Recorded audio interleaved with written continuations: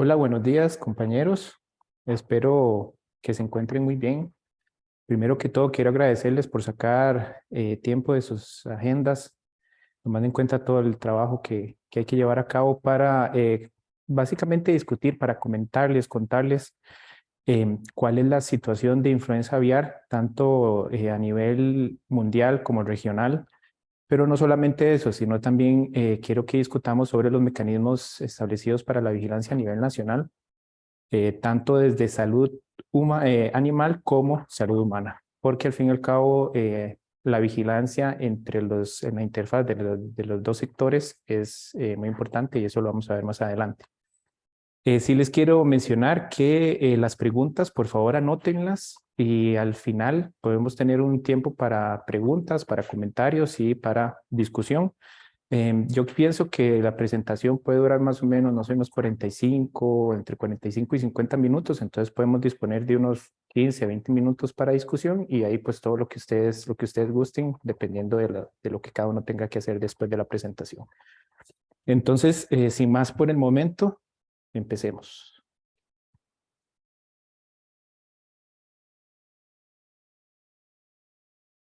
Bueno, el contenido de la presentación lo voy a orientar empezando primero con lo que es el virus influenza A y qué es lo que lo hace especial.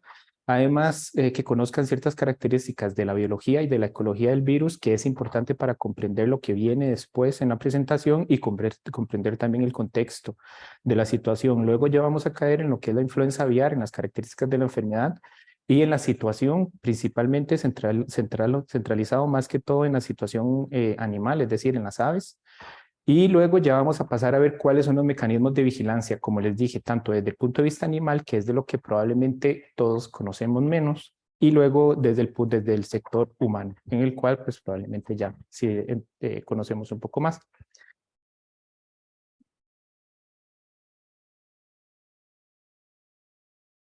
Ahora, como pueden ver ustedes acá, anteriormente todas las pandemias que se han presentado hasta la pandemia de 2020 por coronavirus, por SARS-CoV-2, fueron por virus influenza. En todos los casos eran virus influenza que, como vamos a ver más adelante, porque tenían segmentos de virus de influenza aviar. Ahora, aunque la pandemia de 2020 haya sido por un coronavirus, que ya vimos que no solamente influenza puede causar pandemias, eso no quita o no elimina el riesgo que existe igual todavía para que haya una pandemia por virus influenza A. Y ahorita que nos en la situación en la que nos encontramos por la alerta de influenza aviar, es importante tomar en cuenta todos los mecanismos que existen para vigilancia y control de la enfermedad precisamente para evitar o disminuir, minimizar el riesgo de que se vuelva a presentar una pandemia por influenza. Ahora, bueno, vamos a pasar entonces ahora a hablar sobre el virus influenza A. El virus influenza A es un virus de la familia Orthomyxoiridae, es envuelto, es decir, fuera de la cápside tiene una membrana lipídica, es de ARN de una sola cadena, es decir, de cadena sencilla y polaridad negativa. Acá lo que hace realmente particular al virus influenza es que su genoma, que como les dije es de ARN, está segmentado. Son 8 segmentos que codifican para 11 proteínas. Entonces pueden ver cómo hay algunos segmentos que codifican para más de una proteína. Esa posibilidad de poder obtener más de una proteína de un mismo segmento se debe gracias a la posibilidad de que hayan marcos de lectura alternativos dentro de esa zona, inclusive que haya splicing alternativo de ese ARN mensajero. Y ahorita vamos a ver un poco más sobre la función de cada una de las proteínas, pero como les digo, nos vamos a centrar en lo que es importante para comprender la situación y la presentación más adelante. Acá pueden ver tanto la partícula viral como el ciclo de replicación del virus influenza A. Primero que todo es importante que conozcan que el ingreso a la célula del virus es por endocitosis mediada por receptor. Ahora, ¿cuáles son los receptores? Por un lado tenemos la hemaglutinina en el virus que se une al ácido ciálico en la membrana celular. Ese ácido ciálico tiene que tener un enlace alfa 2,3 o alfa 2,6 con la galactosa. Ahora, este dato puede parecer un dato superfluo, pero más adelante vamos a ver por qué ese dato es importante. Ahora, una vez que que el virus ingresa a la célula, para que se descapside, tiene que haber una acidificación del interior de la partícula viral que ocurre gracias al canal iónico M2, que es una proteína de matriz, a través del cual fluyen los iones desde el endosoma hacia el interior de la partícula viral y entonces esta se descapsida. Posteriormente, cuando ya se cumple todo el ciclo, la partícula viral para poder ser liberada necesita la acción de la neuraminidasa. ¿Por qué? Porque la hemaglutinina sigue unida, se va a unir de nuevo al ácido siálico de la célula. Entonces, para poder hacer una liberación de toda la progenie viral, la neuraminidasa tiene que entrar a hacer su actividad. Y finalmente, dentro de lo que les quiero mencionar para poder entender mejor más adelante, también tenemos las polimerasas ácidas y las polimerasas básicas, que están dentro de un complejo junto con la ribonucleoproteína.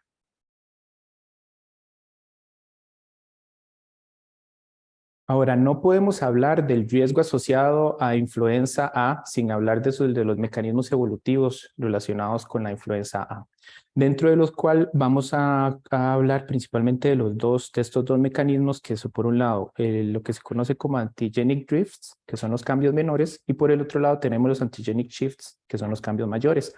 Dentro de los cambios menores, a estos se dan y son los que provocan la selección de nuevas cepas con cambios en los aminoácidos, tanto en la hemaglutinina como en la neuraminidasa. Se me olvidó mencionarles en la diapositiva anterior que la hemaglutinina, además de ser la proteína que media el ingreso de la partícula viral a la célula, también es la proteína más inmunogénica. Es la que genera la mayor cantidad de anticuerpos y por tanto es la que está sometida a más presión evolutiva para sus cambios, para mutaciones que al fin y al cabo derivan en cambios en los aminoácidos. Y estos cambios son los que llevan a que año con año se tenga que estar actualizando la fórmula vacunal. Todos los años, 2 veces por año, una vez para el hemisferio norte y otra para el hemisferio sur, todos los centros colaboradores de la OMS, dentro de los que se incluye el CDC de Atlanta, que es el centro colaborador que nos toca a nosotros, se reúnen para evaluar la situación de la circulación de virus influenza a nivel mundial y proponer, tratar de adelantarse, de prever, de proyectar cuál es el virus que puede estar circulando y que pueda tener mayor importancia en las próximas temporadas de influenza, que son entre diciembre y enero para el hemisferio norte y más o menos por ahí de abril, mayo para el hemisferio sur.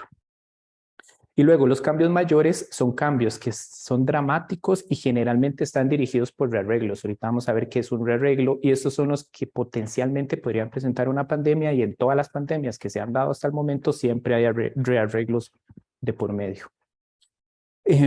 Ahora, ¿qué es influenza aviar? Cuando hablamos de influenza aviar, si no tenemos el contexto, nos podemos estar refiriendo tanto a la enfermedad en aves o a la enfermedad en humanos. Cuando hablamos del virus influenza A, nos estamos refiriendo al tipo de virus influenza. Entonces tenemos los tipos de virus influenza A, B, C y D. Y cuando ya hablamos dentro de lo que es el tipo de virus influenza A, acá tenemos subtipos.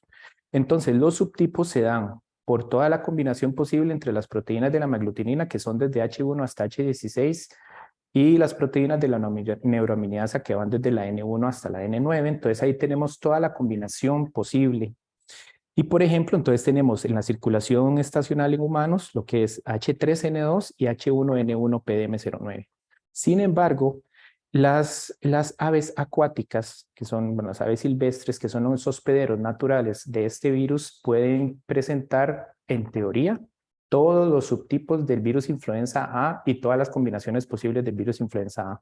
Además, al ser los reservorios naturales, se enferman menos que los reservorios no naturales, como por ejemplo las aves de corral, en la cual sí tenemos una incidencia de enfermedad mayor. Entonces podemos ver a partir de esta figura como las aves silvestres, que además están sometidas a flujos migratorios, pueden infectar a las aves domésticas, a las que pueden ser aves de corral, tanto de granja como de traspatio, que son por ejemplo una persona que tenga en su patio gallinas o inclusive pueden tener patos. Necesitamos saber cuál es la importancia de las aves de traspatio, que ese va a ser el concepto que vamos a manejar ahora. Pero también puede haber flujo de virus de influenza desde las aves de corral hacia los cerdos y viceversa. Vean que esta es una flecha continua, lo cual significa que las rutas están bien establecidas. Cuando la flecha es discontinua, eso significa que son rutas esporádicas. Y luego del ser, bueno, también las aves de corral, entonces son las que podrían infectar al ser humano con H5, H7, H9, bueno, ahí son varios que los puedes ver acá, pero también pueden infectarse por el cerdo, también los humanos pueden infectar al cerdo, el cerdo puede infectarse de las aves de corral y además puede infectar a las aves de corral. Entonces el cerdo también tiene un papel muy importante que vamos a ver un poco más adelante y también hay mamíferos que pueden ser infectados tanto por las aves acuáticas como por las aves de corral. Entonces esos son datos importantes porque son datos que vamos a manejar o es información que vamos a manejar más adelante. Ahora, el hecho de que influenza se presente en todas estas especies no significa que puede saltar indiscriminadamente de uno a otro y que todas las especies van a estar siempre infectadas y el riesgo existe por todo lado de manera indiscriminada. Eso no es así, porque hay patrones de expresión que limitan la infección y replicación por el virus influenza A. Primero que todo, podríamos hablar, por ejemplo, de los receptores de ácido ciálico, que en las aves son receptores alfa 2,3. Entonces, eso significa que los virus de influenza aviar están adaptados para unirse a este receptor, mientras que en el ser humano, en el tracto respiratorio superior, que es donde se tiene que establecer, o por lo menos a donde eventualmente tiene que llegar la evolución de un virus respiratorio para poder ser exitoso, tiene los receptores alfa 2,6. Entonces, para que la hemaglutinina, el virus de influenza aviar, se pueda adaptar e infectar a los humanos, tiene que sufrir ciertos cambios en la hemaglutinina de tal manera que se pueda adaptar para unirse a los receptores alfa 2,6 que están en el ser humano. Luego, por el otro lado, también hay cambios que se tienen que dar o que hay, o situaciones diferentes que hay en la polimerasa. Por ejemplo, en estas posiciones de los aminoácidos, esos cambios en la polimerasa permiten al virus de influenza aviar replicarse a la temperatura normal del tracto respiratorio superior humano, que como pueden ver es más baja que lo que se observa en las aves e inclusive en los cerdos. Ahora, también hay que tomar en cuenta que entonces, si ese virus no está adaptado para replicarse en el tracto respiratorio superior, por ejemplo, y va a ir al tracto respiratorio inferior, es un virus que va a tener un factor de riesgo más elevado, es un factor de virulencia al fin y al cabo. ¿Por qué? Porque al irse al tracto respiratorio inferior es probable que cause infecciones más severas. Y aquí tenemos, para seguir hablando, para conversar de nuevo sobre el cerdo, que se le llama, vamos a ver, esto lo podemos traducir como recipiente de mezcla al cerdo, también lo podemos traducir como vasija de mezcla, inclusive ayer que estaba hablando con un veterinario, ellos le llaman licuadora de virus, incubadora también he escuchado.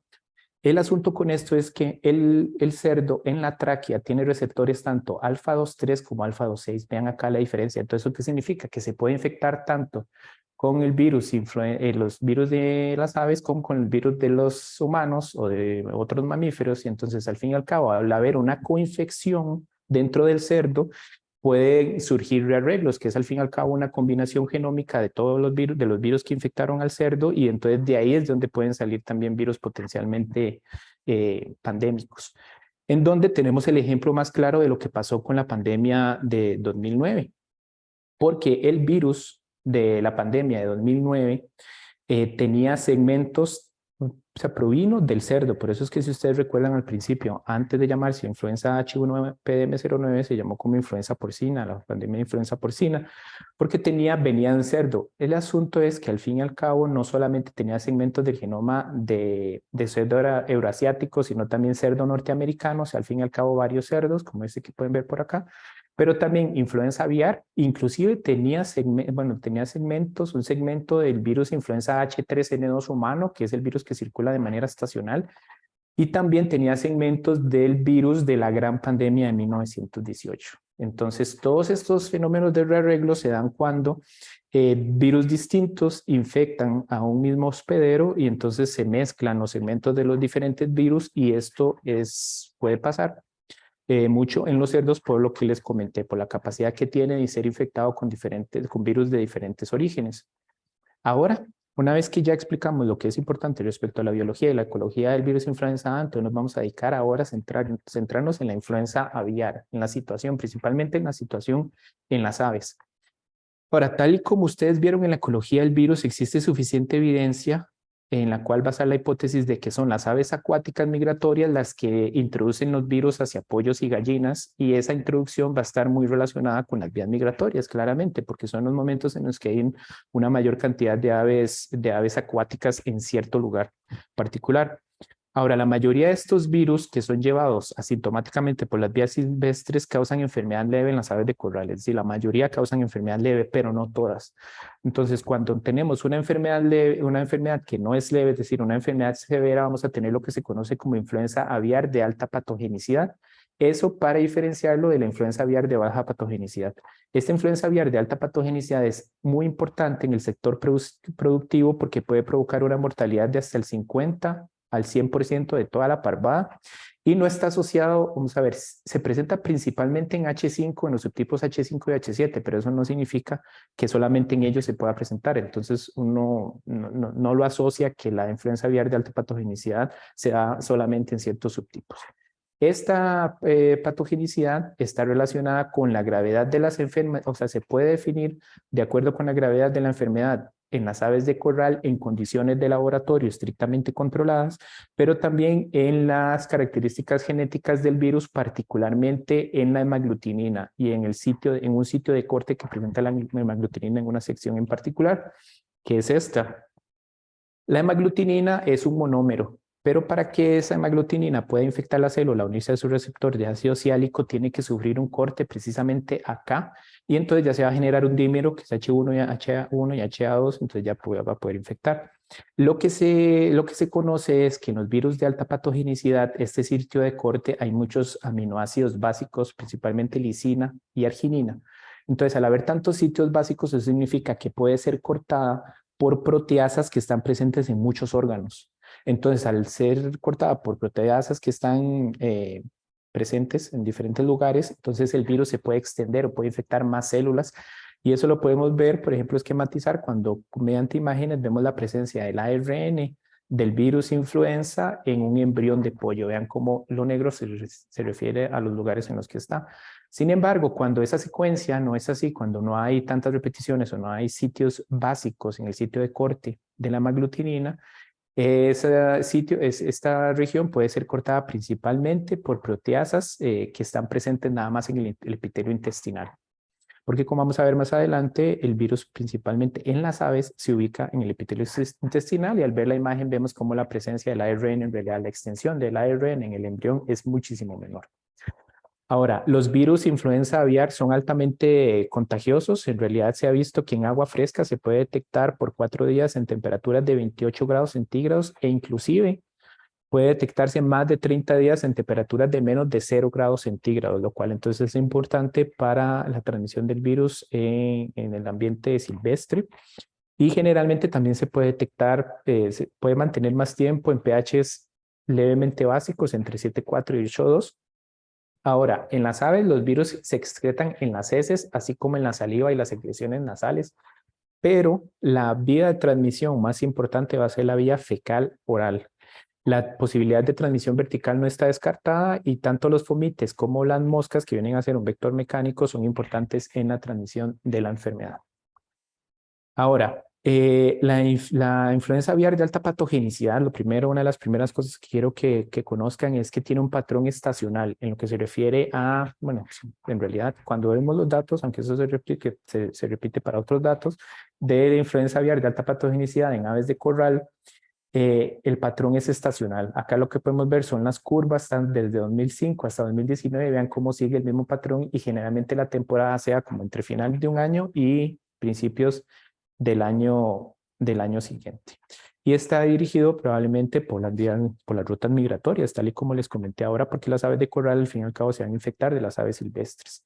Y aquí también les quería hacer una acotación respecto a la OMSA. La OMSA es la Organización Mundial de Salud Animal, que viene siendo como la contraparte de la OMS, pero en salud animal. Entonces, al fin y al cabo, tiene muchos datos que son muy importantes para comprender toda esta situación.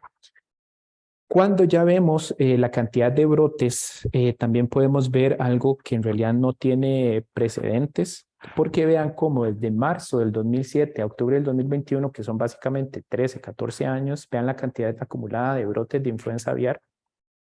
Pero cuando nos vamos a lo que ha estado pasando recientemente, desde noviembre del 2021 hasta marzo del 2023, vean la cantidad de brotes que al fin y al cabo lo que nos dice es que hay una alta velocidad de propagación de influenza aviar en este momento que como les dije, eso no tiene precedentes. Y también es importante que conozcan o que vean, por ejemplo, las rutas migratorias, porque en gran parte, por ejemplo, vean como en América del Sur está definido por la costa, ven que hay una ruta migratoria que pasa justamente por ahí. Inclusive para Costa Rica lo vamos a ver ahorita también más adelante. Esto es nada más como para que contextualicen también a nivel mundial, no solamente regional, nada más que aquí solo estamos hablando de nuevos brotes en aves de corral. En la imagen de la izquierda tenemos del 2 de diciembre al 5 de enero y en la imagen de la derecha tenemos del 6 de enero al 26 de enero. Todos han sido por H5N1. Tenemos tanto en América, como les mencioné, pero también en Europa, acá hay unos en África, que Egipto es un lugar importante. Vamos a ver más adelante también cómo Egipto en realidad es importante en cuanto a la epidemiología del virus influenza A, y también Japón por acá y Europa. De esta diapositiva lo que más me interesa es que vean la cantidad de pérdidas. ¿Cómo define la OMSA la cantidad de pérdidas? Se refiere a aves que fueron, o sea, que murieron o que fueron destruidas durante un brote, pero no cuenta las aves que fueron destruidas alrededor de ese brote, que por ejemplo podrían haber sido contactos y al final tuvieron que ser destruidas.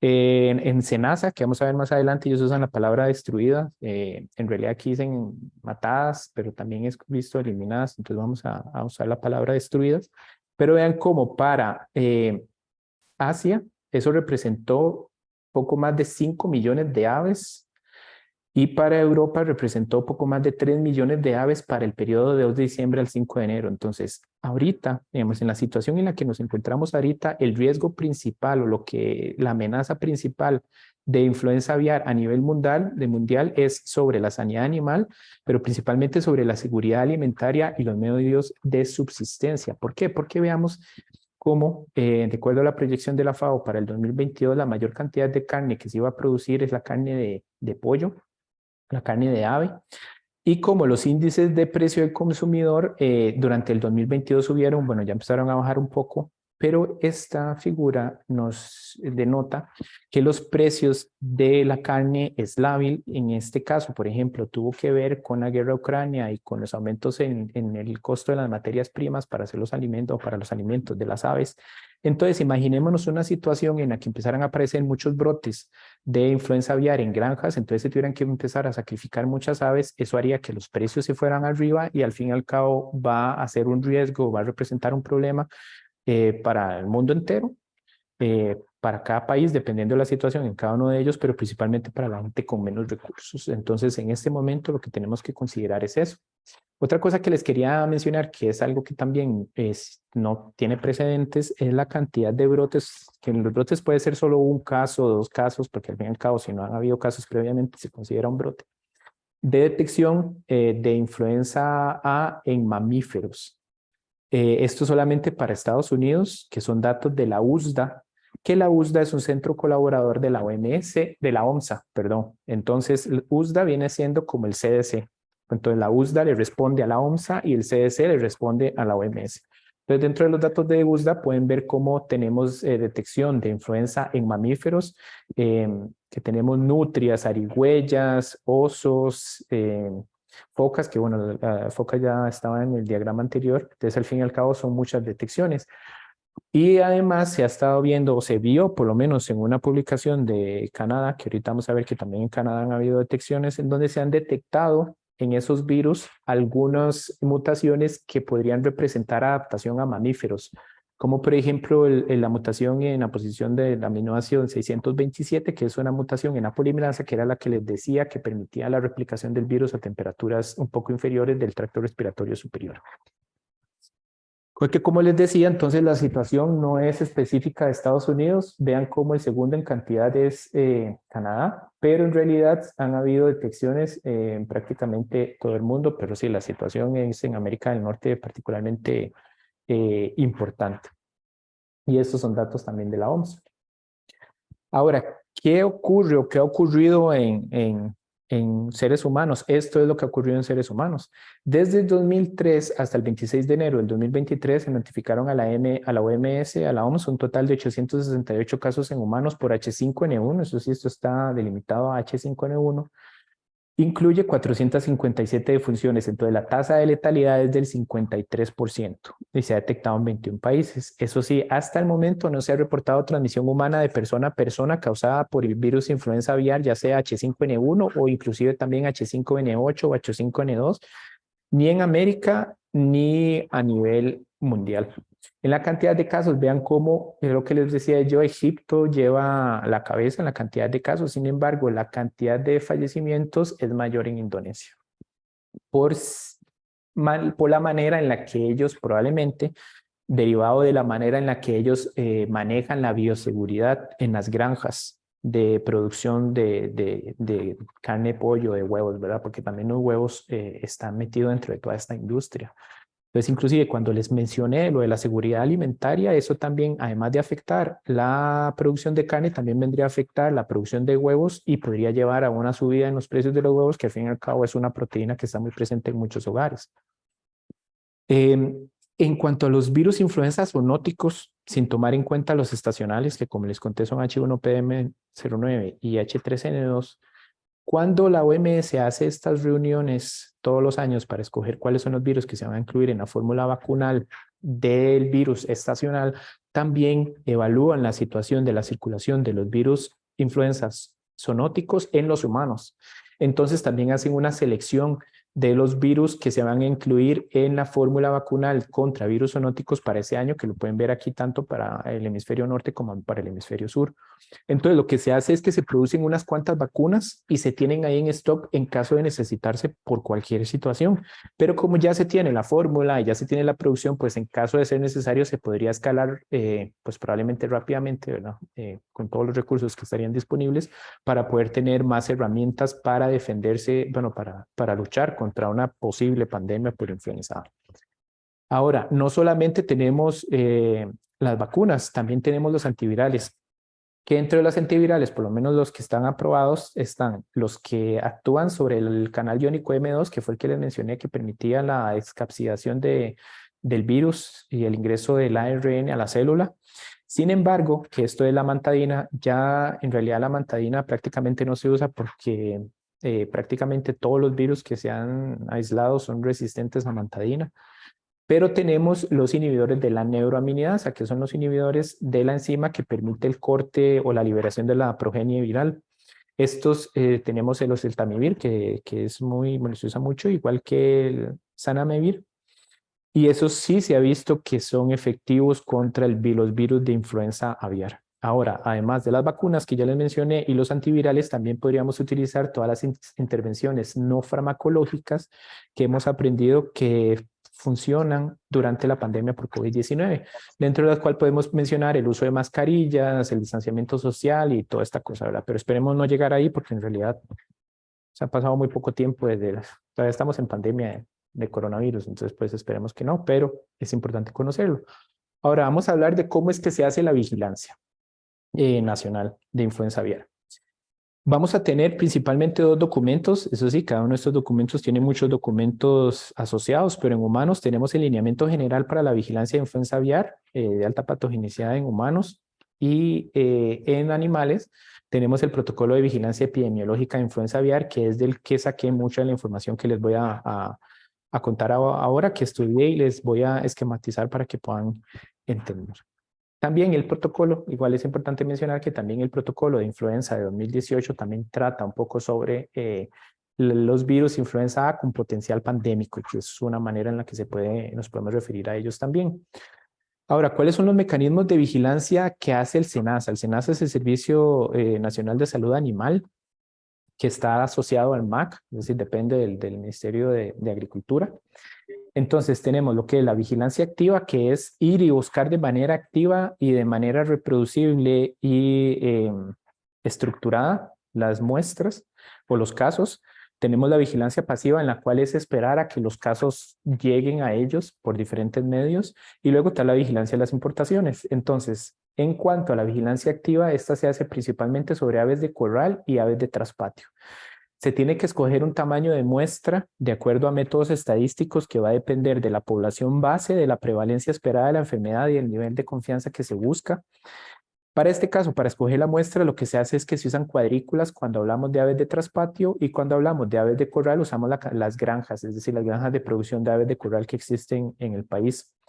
Y en cuanto a las aves de traspatio, cuando hablamos de las cuadrículas, es importante conocer que hay cuadrículas que se han definido como cuadrículas que tienen mayor riesgo, entonces estas se escogen de manera prioritaria dentro del muestreo. Y esas zonas de mayor riesgo están asociadas o están alrededor de parques nacionales, que vamos a encontrar dentro de muchos de esos parques nacionales claramente muchas aves silvestres y migratorias, puertos de entrada y de salida de personas, zonas de alta densidad de granjas tecnificadas, es decir, ya estas granjas donde producen carne y huevos. Ahora, como les mencioné, la vigilancia pasiva depende de que el SENASA sea contactado por alguna situación en particular, como por ejemplo con lo que ocurrió con los pelícanos, la detección de influenza aviar en pelícanos, que ahorita vamos a ver más adelante. Entonces depende mucho de una adecuada educación de la población, de los productores, de las personas, de todos, y de una adecuada divulgación de la enfermedad para poder recibir, la gente esté sensibilizada para poder recibir estas denuncias. Y la vigilancia a las importaciones se hace principalmente a carne de ave y a los huevos. Ahora, las aves de traspatio son particularmente importantes. ¿Por qué? Porque las aves de traspatio pueden tener contacto con aves silvestres. Más aún si esas aves de traspatio están cerca de un cuerpo de agua donde a su vez llegan aves acuáticas como por ejemplo patos. Y también porque las medidas de bioseguridad para la manipulación de estas aves de traspatio no es la misma que los mecanismos de bioseguridad ya establecidos en las granjas de producción tecnificadas. Entonces, por eso es que las aves de traspatio son tan importantes y la vigilancia se hace de manera activa. Ahora, para que tengan una idea de qué es este asunto de las cuadrículas, vean cómo, por ejemplo, para 2009, un estudio que se hizo, SENASA, el Ministerio de Agricultura, se puede ver la división del país por cuadrículas, que son cuadrículas de 5 kilómetros por 5 kilómetros, es decir, son 25 kilómetros cuadrados. Entonces, para este caso en particular, lo que hicieron fue utilizar el sistema de cuadrículas para poder definir las cuadrículas en las que se hizo muestreo de cerdos, para poder ver si eran positivos a influenza H1PDM09. Y en rojo vean las cuadrículas que resultaron positivas. Entonces, esto les da una idea para que se puedan imaginar esta situación de las cuadrículas. Ahora, dentro de toda vigilancia, igual es importante las definiciones de caso. Entonces, para esto el SENASA tiene estas definiciones de caso. Entonces, empezamos con la definición de caso sospechoso de campo, que está relacionado con lo que se observa en el ave. Entonces podemos, por ejemplo, ver que tenga depresión, postración extrema, reducción en la ingesta de comida, reducción en la producción de huevos, conjuntivitis, secreciones nasales, diarrea, entre otros, pero también el aumento de la mortalidad se incluye dentro de esta definición de caso sospechoso de campo. También podemos tener un caso sospechoso de laboratorio, que es un caso sospechoso que, aunque no tenga signos sospechosos de estos que les mencioné de campo, tiene muestras positivas por ELISA contra influenza A. Ahora, este caso sospechoso de laboratorio pasa a ser un caso probable si es positivo por influenza A en las pruebas de inmunodifusión en agar-gel, que lo que detecta son anticuerpos antiinfluenza A, o la detección de ARN contra influenza A mediante PCR, ya sea que tenga o no tenga signos de estos que están acá. Y también el caso probable puede ser un caso sospechoso, es decir, que sí cumpla estos requisitos y que tenga una prueba rápida para antígeno de influenza A. Y luego ya vamos a definir un caso positivo de influenza aviar de alta o baja patogenicidad por H5 o H7 cuando se logra identificar el subtipo de H5 o H7, ya sea por inhibición de la maglutinación, por PCR o por secuenciación, que la secuenciación pues claramente me va a decir qué maglutinina es, pero además me va a permitir definir si tiene los aminoácidos básicos en el sitio de corte de la maglutinina que les comentaba, que ayuda a definir entre los virus influenza de alta patogenicidad y baja patogenicidad. Ahora, esto es para que vean que durante 2022 el SENASA sí hizo la vigilancia de influenza en granjas avícolas, por aquello si alguien se pregunta si es que no se detecta porque no se hace la vigilancia o no se detecta porque no hay previamente lo que está ocurriendo ahora, pues por lo menos para los datos que podemos ver para el 2022, vean que en realidad la vigilancia de influenza A y de enfermedad de Newcastle, que es un diagnóstico diferencial de influenza en las aves, sí se hizo y la cantidad de casos positivos en total, 0. y no solamente para granjas avícolas, sino también para aves de traspatio, en donde sí la cantidad de muestra es menor, pero igual sí se hace la vigilancia de aves de traspatio, igual tenemos 0 para cada uno de los dos. Ahora hablemos un poco sobre los brotes que ha detectado el SENASA en las aves, que vamos a ver, en total hasta el momento han habido 14 brotes, de los cuales solamente uno ha sido en aves de traspatio o aves domésticas, el resto han sido en aves silvestres y han sido principalmente en pelícanos, pero también se han encontrado un par de casos en los que se ha detectado en halcones. Aquí, en esto, quiero llamar la atención a dos cosas particularmente. Primero, a la situación con las aves de traspatio que fue en Parrita.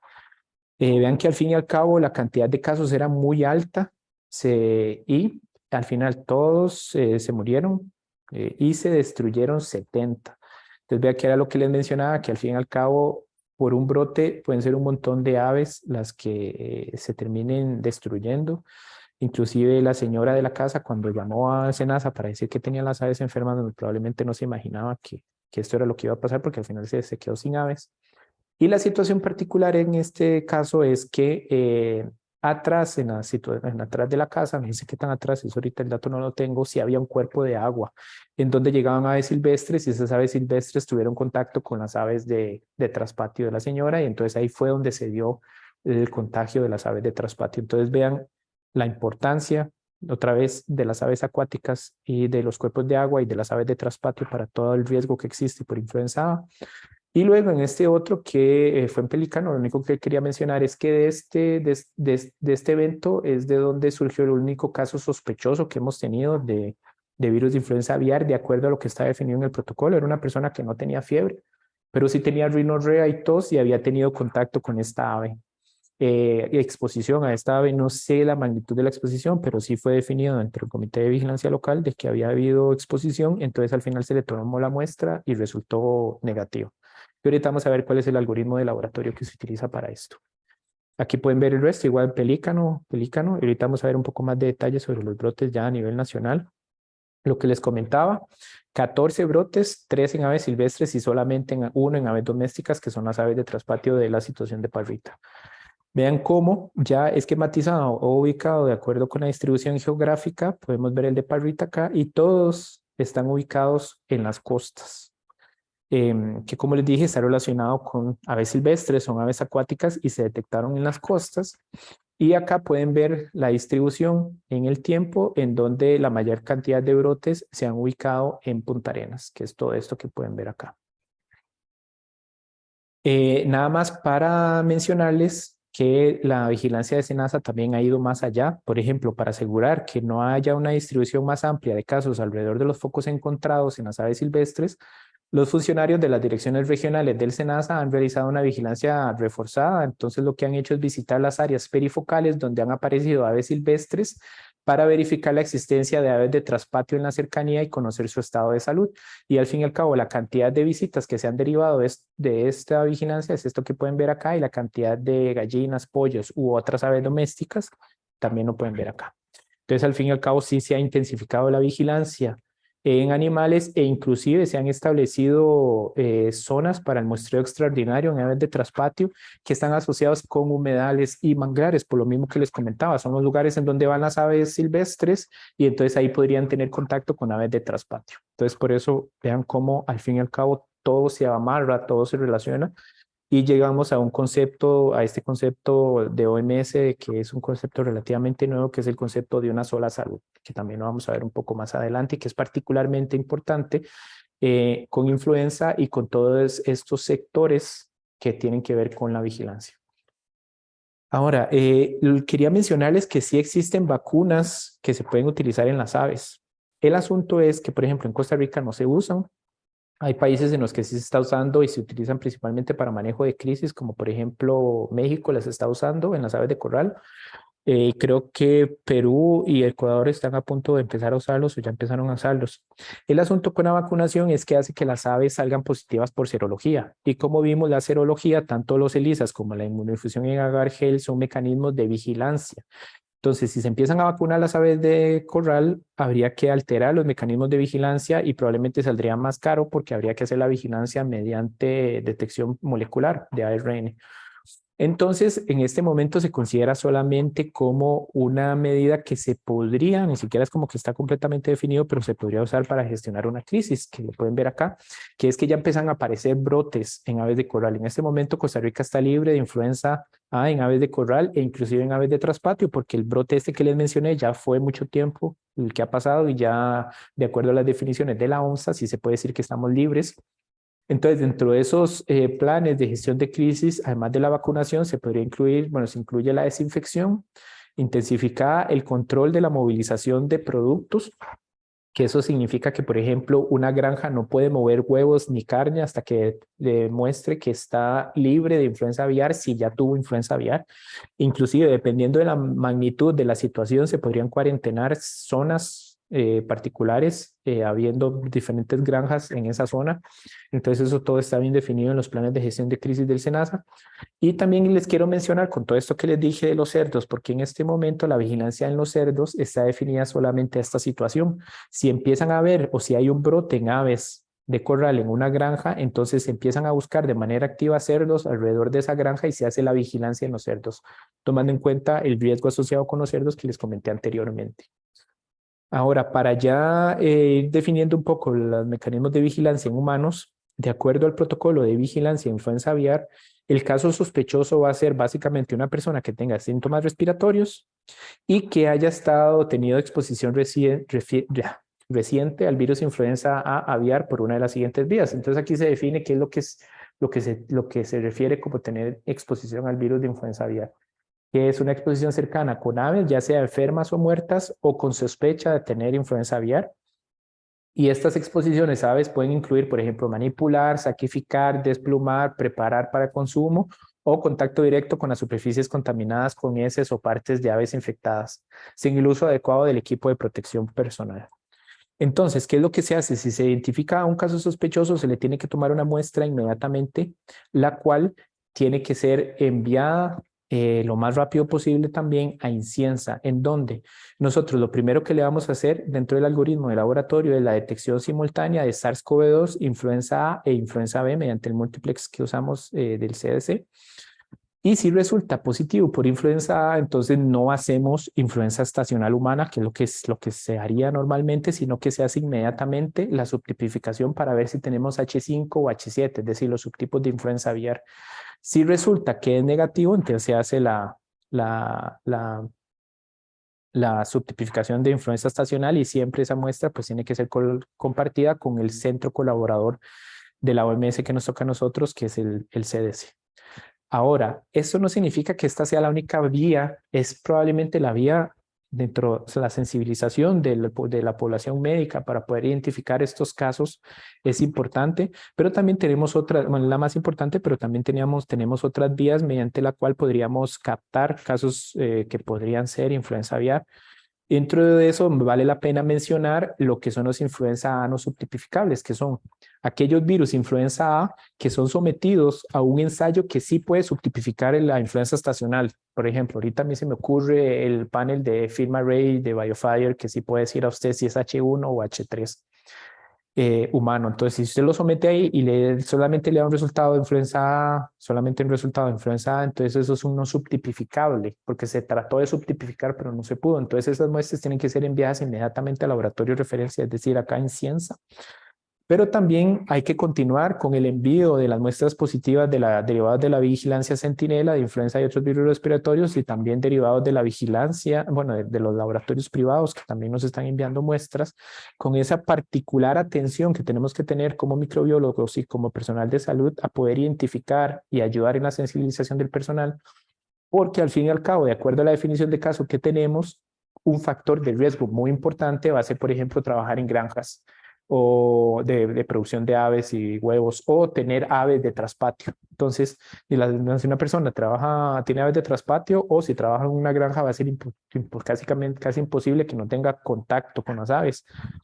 Tal vez no tuvo contacto con aves muertas o lo hizo con el equipo de protección personal, pero siempre existe el riesgo. Entonces, esos casos es muy importante identificarlos y compartirlos inmediatamente con Inciensa para hacer cualquier caracterización que fuera necesaria. Ahora, acá en Inciensa nosotros también podemos hacer la secuenciación de esa muestra.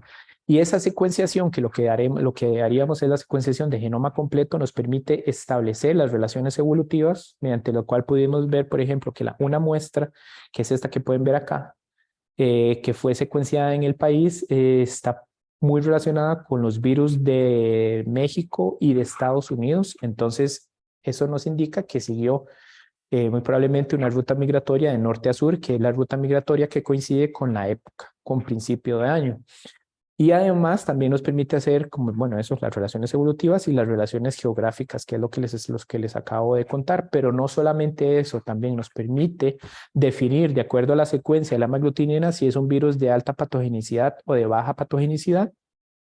Y también puede permitirnos terminar de caracterizar ese virus. Como ustedes pudieron ver en este momento, lo que nosotros haríamos, tanto lo que hace Senasa como lo que hace Inciensa, que dicho sea de paso, bueno, sí, tanto lo que hace Senasa como lo que hace Inciensa, solamente se define lo que es la hemaglutinina. No tendríamos datos respecto a la neuroaminidasa. Al hacer la secuenciación de genoma completo, podemos definir y podemos decir también si el virus es H5N1 o es H5N2 o H5N8. Pero como hemos visto, lo más probable es que sea H5N1.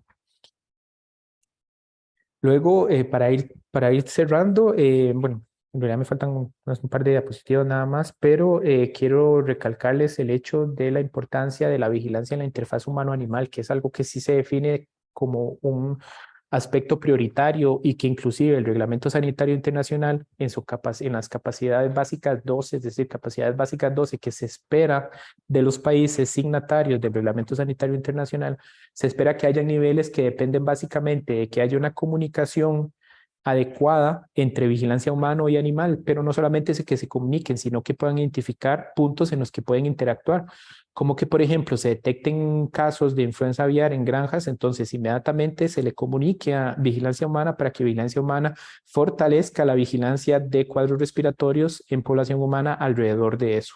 Entonces eso es muy importante, vean cómo al fin y al cabo la vigilancia de este evento no depende solamente de lo que haya en humanos, sino claramente con lo que haya en animales. Eh, y para ir también, para ir cerrando, para ir haciendo un resumen de las conclusiones más importantes de la presentación, es importante que quede claro el alto riesgo o el riesgo asociado con virus influenza, que tiene mecanismos de evolución muy marcados, muy importantes. Siempre, por más que se hagan estas reuniones para poder escoger la fórmula vacunal y todo, lo que siempre vamos a hacer es ir detrás de la evolución del virus influenza, pero siempre se va a querer que esa gap entre dónde está el virus y dónde estamos nosotros se vaya haciendo cada vez un poquito más pequeño. Este riesgo y estos mecanismos evolutivos están asociados directamente con el genoma segmentado del virus y también por el hecho de que puede estar presente en diferentes hospederos de acuerdo a su ecología, pero además son especies que tienen contacto entre sí. Las aves silvestres pueden tener contacto con las aves de corral y luego las aves de corral tienen contacto con los cerdos, con los humanos, y los humanos tienen contacto con, bueno, claramente con los cerdos. Y esto es un contacto que no se prevé que se pueda eliminar, por lo menos a corto, mediano, ni siquiera sé si a largo plazo. Entonces es un riesgo que siempre va a existir.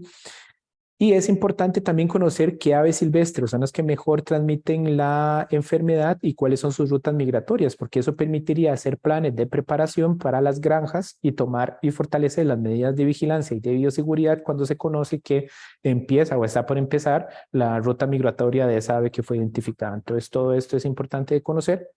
Si bien es cierto, la mortalidad actual del virus influenza aviar en humanos es de alrededor del 50%, podríamos esperar que esta baje si el virus adquiere la capacidad de infectar tracto respiratorio superior. Y si acaso se diera una pandemia por H5N1, uno podría esperar que fuera más manejable que la de COVID-19. ¿Por qué? Porque hay vacunas y antivirales ya disponibles, como les mencioné, y hay herramientas tecnológicas ya desarrolladas durante la pandemia por COVID-19, como por ejemplo las vacunas de ARN mensajero que no existían antes de la pandemia de COVID-19. Ahora, esto no significa que o sea, que sería sencillo, que va a ser fácil o que no hay que preocuparse, no, pero podría ser un poco más manejable que la pandemia por COVID-19. Y ahorita el riesgo inmediato es sobre la seguridad alimentaria. Ahora, dentro de todo este esquema de vigilancia, por lo menos en lo que corresponde a la vigilancia humana, sí quiero recordarles que al fin y al cabo nosotros como país, tanto los laboratorios que nos refieren muestras para vigilancia de influenza como nosotros formamos parte de la Red Global de Respuesta y Vigilancia de Influenza que se llama GISRS, que está compuesta por los los Centros Nacionales de Influenza, que está ubicado aquí en Incienza, y los centros colaboradores, como por ejemplo el CDC que está en Atlanta, que les mencioné. Y es importante que esa red es importante porque es una colaboración efectiva a nivel mundial en donde se comparte tanto virus como información y eso permite prepararse mejor ante cualquier, no digamos pandemia, pero cualquier situación particular que se pueda dar con el virus influenza. Y dentro de este esquema, los Centros Nacionales de Influenza y los laboratorios que les refieren muestras son particularmente importantes porque son los que mandan las muestras a los centros colaboradores y además todos los años son sometidos a ensayos de evaluación externa del desempeño, que en el caso de los Centros Nacionales de Influenza como nosotros, se hacen para ver la capacidad que tenga el laboratorio para poder diferenciar muy bien entre lo que es un virus influenza estacional y un virus influenza aviar o zoonótico. Eso es lo que probablemente es lo más importante dentro de estas rondas de evaluación externa del desempeño. Y quiero terminar con esta imagen que quiero usar para recalcar la importancia o el concepto de una sola salud, que les mencionaba, que es un enfoque que se tiene que usar para diseñar e implementar programas, políticas, legislación, investigación en la que múltiples sectores se comuniquen y trabajen juntos para alcanzar mejores resultados en salud pública. Y aquí podemos ver todas estas instituciones que por lo menos en este momento yo puedo identificar, con particular atención al MINAE, que no había mencionado mucho sobre el MINAE a lo largo de la presentación, pero que claramente tiene que estar ahí metido por la situación con las aves silvestres, los parques nacionales, las reservas biológicas y todo esto. Entonces, pues eso sería todo. A ver, bueno, aquí vienen las referencias que eso pues van a tener por si las necesitan. Y eso sería todo. Entonces ahora abro el micrófono para cualquier comentario, duda o lo que ustedes quieran discutir. Cambio. Consideren importante. Evelyn, Sí, ¿quién es? hola, buenos días. Hola, Yo, buenos días. Chris, Hola, Cris, ¿cómo va? espérate para desenmascararme, es que voy. Buenos días a todos. Espérate. Buenos días, muchas gracias, Evelyn, por la charla muy buena, muy enriquecedora y muy académica también, muy bonita. Quería preguntarte si tenemos algún dato de algún organismo internacional con respecto al desempeño de pruebas de laboratorio normales para los diferentes virus de influenza aviar que han estado por lo menos detectándose, ya sea no en humanos tanto, pero bueno, ya sabemos que en algunas de las aves que están ahí, como para ver nosotros qué esperar de las pruebas de laboratorio en esos casos, en casos de pacientes sospechosos o casos que tengan que ver con salud ocupacional y que se les haga la prueba, si a pesar de que tengan síntomas respiratorios, si nos da la influenza negativo, si seguir sospechando, si mandar alguna muestra referida o si esperar un desempeño a medias, digamos, de las pruebas diagnósticas o si hay algo relacionado, por lo menos con las principales, qué sé yo, con FilmArray, con Expert, con estas con las que contamos la mayoría de la seguridad social, cambia. Gracias, Cristian. Sí, vamos a ver, yo no he encontrado datos específicos respecto a eso, pero sí me voy a encargar de buscarlos porque sí me parece particularmente importante, aunque sí había tratado de hacer la investigación por mi cuenta con las casas comerciales, por lo menos que en ese momento se me ocurrieron, no pensé en el Expert, pero bueno, eso me queda de tarea, pero sí yo hablé con Francisco Calvo de, de biocientífica para ver Sijin, qué información tenía él o qué declaración había hecho Sijin respecto a toda esta emergencia por influenza aviar. Y por el otro lado, también me puse a ver bien el inserto de las pruebas del BioFire, del FilmArray, que en todo caso es lo que ahorita se dispone para lo que tiene que ver con la vigilancia centinela. Y con lo de Sijin es por lo que todos conocemos la gran extensión de las pruebas de Sijin en el país. Francisco sí, al principio no sabía, pero luego después de información que le dio Sijin, sí lo pudo confirmar que es muy similar a lo que aparece en el inserto de las pruebas de Wildfire, y es el hecho de que incluyen, además de los marcadores que se hacen para influenza estacional, también incluyen un marcador de influenza A que está dirigido a una zona bien conservada del genoma del virus. Entonces, lo que uno podría esperar si fuera un virus de influenza aviar es que, digamos, para ese caso, por ejemplo, para el FilmArray, es que lo que dé, o sea, lo deje como no subtipificable, además de una alerta diciendo que se detectó solamente uno de los marcadores. No sé exactamente cómo es que lo llamará, cómo dirá el inserto que se tiene que llamar, pero esa sería la situación.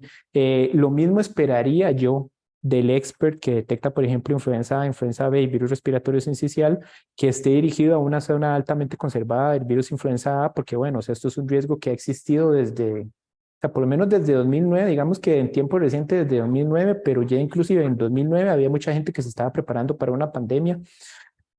Así que yo me imagino que eso lo tienen que haber tenido en cuenta a la hora de diseñar las pruebas, pero no tengo datos particulares que me respalden. Yo voy a tratar de conseguir todo lo que pueda, pero por lo menos después de haber hecho esas averiguaciones, sí me quedé relativamente tranquilo, pero es bueno recordar el tema y yo me comprometo a tratar de averiguar más y entonces se los dejaré conocer por la misma vía por la cual les hice la invitación para esta presentación. Cambio, sí, sí, muchas gracias, de verdad, con mucho gusto. No, gracias a vos. Y veo ahí una pregunta en el chat de... es que se está detectando bastante influenza ahora y veo de diagnóstico molecular del San Vicente. Creo que están preguntando que la cuota, no sé si será referente a la cuota. Lo Sí, puedes ver en el chat. Ajá. así aquí lo estoy viendo y sí, eso en realidad vieras que ya habíamos tenido una comunicación de respecto del Escalante Pradilla, creo, y si no me acuerdo también del Monseñor Sanabria, y eso tiene que ver con la mejora tecnológica que estuvo asociada al cambiar el kit de Sillin de solamente SARS-CoV-2 a al RB Master que detecta de otros virus influenza. Entonces, a la hora de hacer las muestras que solamente les iban a hacer COVID, pues están detectando influenza A, lo cual está súper bien. Sin embargo, aquí lo que hay que tomar en cuenta, en un segundo, Cris. Lo que hay que tomar en cuenta, y es lo que yo he tratado de estructurar con los compañeros, es que hay que tener en mente lo que es el protocolo de vigilancia de influenza y otros virus respiratorios, que es el que nos puede definir, que nos puede ayudar para esta situación. Y es que se tiene que hacer la vigilancia de la CIRA-G, es decir, de los pacientes que requieren hospitalización en los hospitales Centinela y de los casos ambulatorios en las áreas de salud. Entonces, por ejemplo, lo que yo le dije a la colega, a la Daniela, que no me acuerdo ahorita el apellido del Hospital Max Peralta, es que, por ejemplo, nos manden de todos estos casos que detectan positivos por influenza mediante el RB Master, que nos manden todo lo que esté hospitalizado en el Hospital Centinela y todo lo que salga positivo del área de salud Centinela que ellos, de los que ellos reciban muestras, que en el caso del Max Peralta es el área de salud de Los Santos. Entonces, lo que ellos nos van a seguir enviando es todo lo que salga positivo del área de salud de Los Santos, aunque que haya salido en el RB Master o en el panel de FilmArray, y además todo lo que ellos tengan IRAG, es decir, hospitalizado, que salga positivo en el RB Master o en el panel de FilmArray. Entonces, ese es el esquema que a mí me parece que es más adecuado seguir en este momento para todos los demás hospitales que procesen muestras de vigilancia Centinela, que en el San Vicente de Paúl, hasta donde yo sé, no reciben muestras de ninguna otra área de salud que sea sitio Centinela, solamente procesan, por lo menos dentro del esquema de vigilancia Centinela, solo procesan las muestras del Hospital San Vicente de Paúl. Entonces tendrían que mandarnos todo lo que les haga positivo por cualquier prueba de pacientes que estén hospitalizados ahí. Ahora, eso no quita que igual tengamos que poner especial atención o que como microbiólogos podamos poner atención a los casos en los que exista algún riesgo aumentado de que esa muestra eh, podría ser influenza aviar. Entonces, que por ejemplo el paciente no sea de un área de salud de vigilancia centinela, pero resulta que sí, no sé, vive cerca de una granja de producción avícola o trabaja en una granja o tiene aves. Yo sé que a veces eso es un poco difícil de saber y tampoco es que vamos a ponerle a decir a la gente que empieza a preguntar esas cosas, pero por lo menos si alguien escucha eso, ya se le puede encender un bombillito de que podría haber algún riesgo aumentado ahí en esa muestra.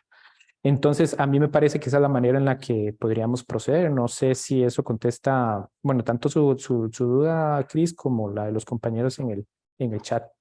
Cambio. Sí, muchas gracias, doctor. Y otra cosa también que yo les quería mencionar, porque inclusive eso fue una duda que nosotros tuvimos con el kit de nosotros.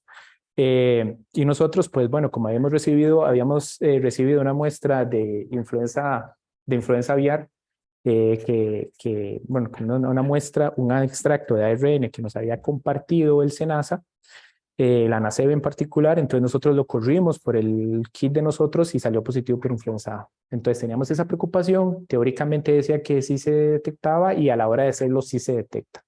Entonces, a mí me parece que por lo menos por ahora, con la información que hay, podamos estar tranquilos, pero yo me comprometo a seguir averiguando información al respecto y si encuentro algo diferente, yo se los hago saber. Y todos los compañeros que estén encargados de laboratorio en los sitios Centinela, si tienen cualquier duda respecto a esto del Master, de las muestras que les van saliendo positivas por influenza A, que eran muestras que no venían para vigilancia Centinela, sino para vigilancia de COVID, que en este momento están separadas. Cualquier duda que tengan, por favor, contáctenos, porque en esa duda que puedan tener podría surgir cualquier cosa importante. Y ante la duda, pues mándenla.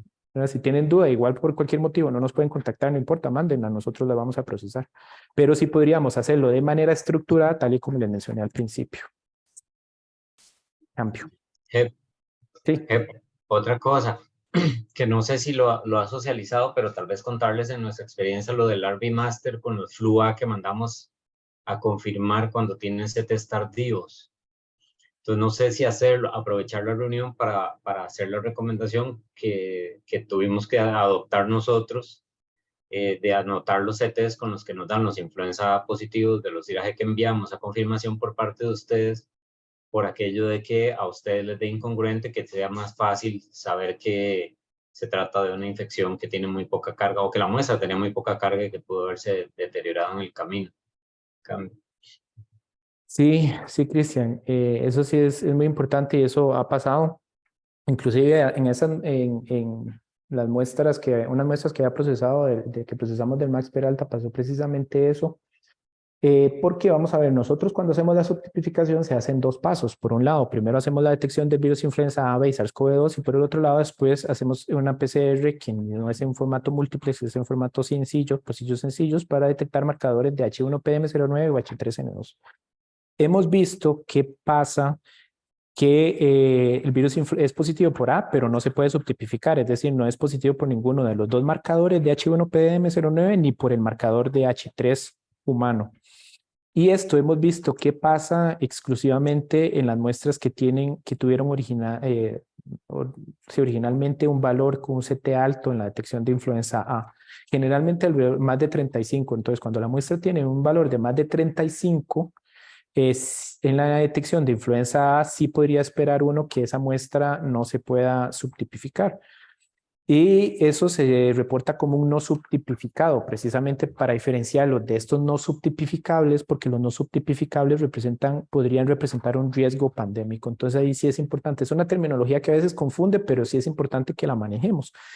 Entonces eso podría pasar. Así que como dice Cristian, por favor, en las muestras que nos refieren positivas, anótenos el valor del CT que obtuvieron ustedes en la PCR, porque eso va a ser muy importante a la hora de la toma de decisiones.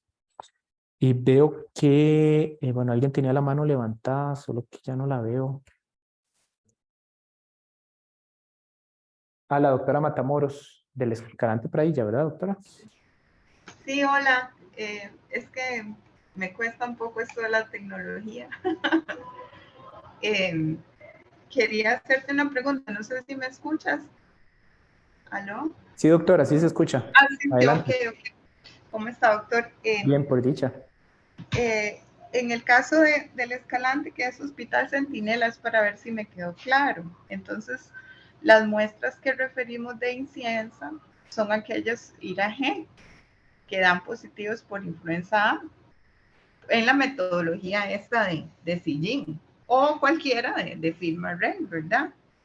Que se use para vigilancia Centinela, porque como vos lo decías, a veces bueno, en el caso nuestro, se les hace un tamizaje de COVID para internamiento y luego resulta que lo que tenían era una influenza.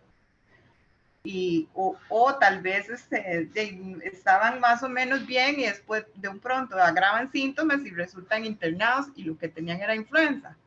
Entonces lo que estamos haciendo es custodiar esas muestras y después podemos tamizar los que verdaderamente eran IRAG de los que no y enviar esas muestras.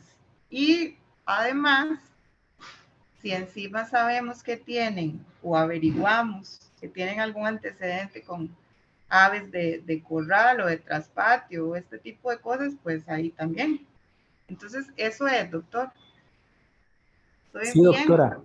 Sí, perdón.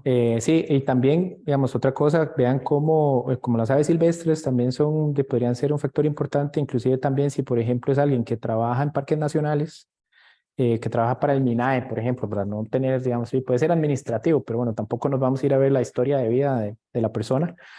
También eso lo podríamos tomar en cuenta. Y sí, doctora, o sea, la vigilancia como está definida, entonces está definida para que los ambulatorios se tomen de las áreas de salud que son centinela y los casos graves de IRAG se tomen de los hospitales.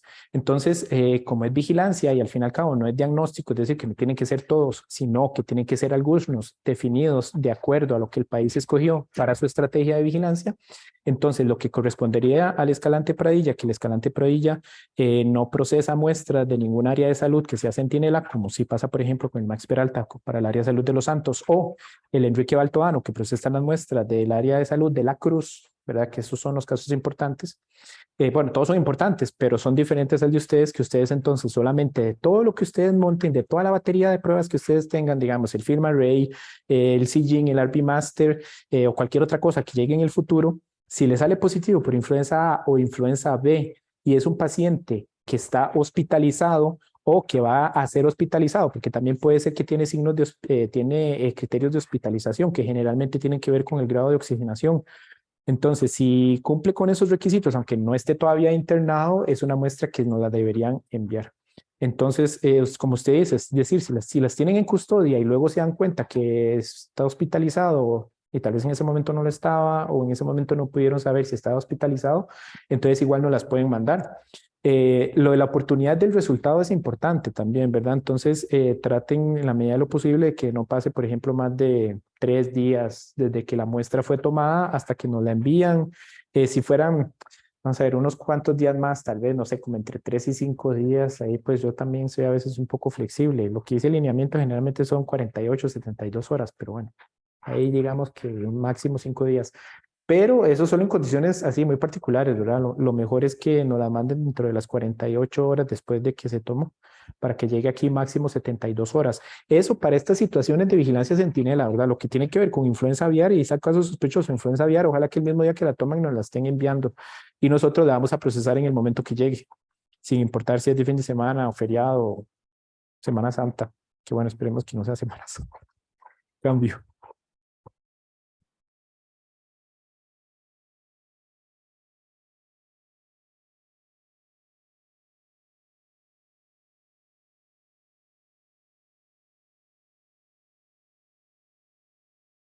Listo. Entonces, bueno, les quiero agradecer de nuevo por el tiempo para poner atención, para compartir con nosotros y para discutir, y también por todas las preguntas que al fin y al cabo enriquecen la discusión. Y de verdad, como siempre, les agradezco por todo el trabajo y por formar un buen equipo en realidad.